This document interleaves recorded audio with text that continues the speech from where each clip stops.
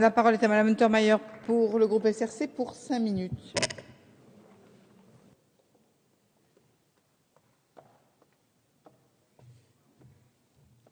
Madame la Présidente, Madame la Garde des Sceaux, Monsieur le Président de la Commission des Lois, Monsieur le rapporteur momentanément absent, la question de la révision et du réexamen d'une condamnation pénale définitive qui fait l'objet de la proposition de loi présentée par Alain Tourret, dont vous lui direz, je souligne la qualité du travail ainsi que celle du co-rapporteur, discutée aujourd'hui se trouve tiraillée donc entre deux nécessités qui ont été exposées à maintes reprises et qui sont contradictoires. Le besoin de justice, qui suppose de pouvoir revenir sur une décision de justice définitive qui serait entachée d'une erreur de fait ou d'une erreur de droit, de nature à en vicier le bien-fondé, et le maintien de la sécurité juridique.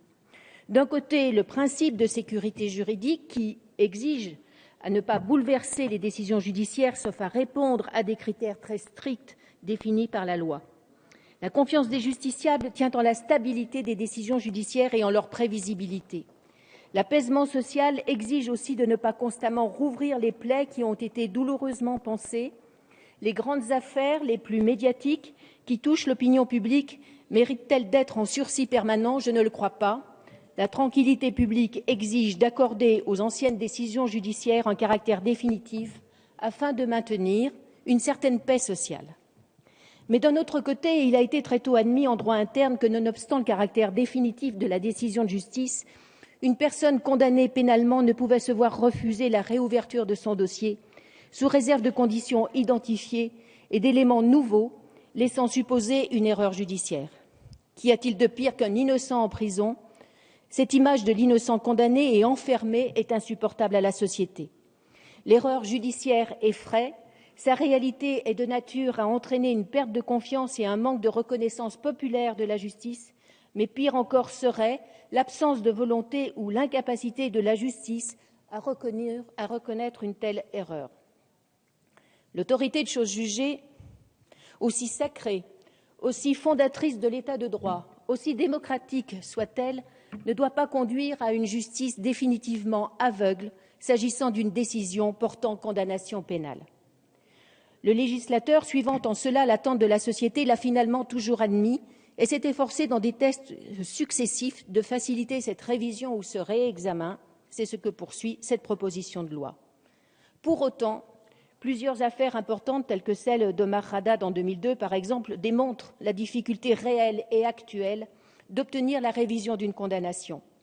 C'est pourquoi il convenait d'améliorer la procédure de révision et de réexamen des décisions de justice définitives.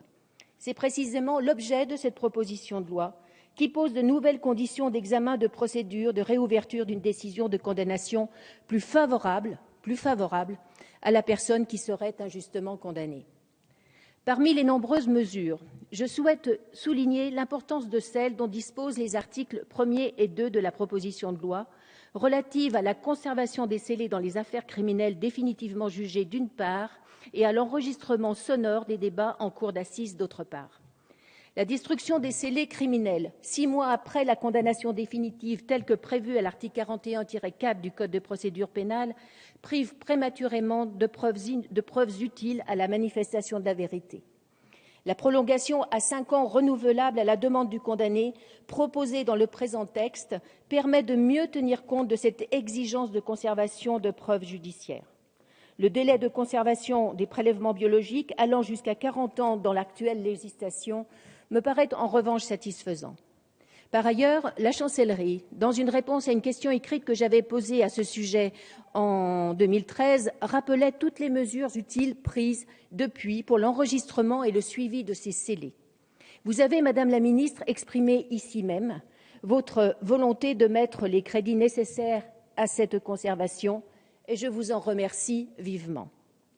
La généralisation de l'enregistrement sonore des débats est également une belle avancée qui garantit une meilleure appréciation par le juge des éléments nouveaux au regard du procès ancien ainsi mémorisé. Et s'agissant de la nouvelle juridiction mise en place, alors que la seule chambre criminelle intervenait auparavant, ce qui exigeait d'elle finalement à se déjuger, la proposition de loi crée salutairement une cour de révision et de réexamen dont la composition tient compte des standards actuels du procès équitable.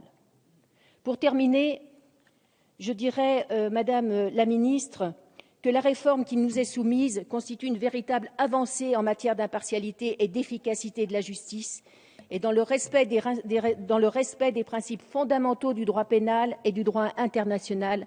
La révision, qui reste exceptionnelle, ne peut être ouverte au détriment du condamné, protégeant ainsi la personne poursuivie dans la menace constante d'être rejugée pour les mêmes faits.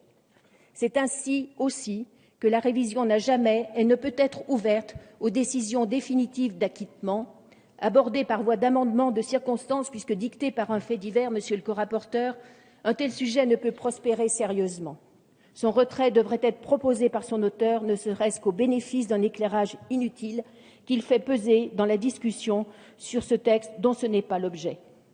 La présente réforme, qui va faciliter la manifestation de la vérité et la lutte contre l'erreur judiciaire, confirme, ce faisant, une justice remplissant son office, ainsi modernisée, avec beaucoup de dignité et de probité. Je vous remercie. Merci, madame.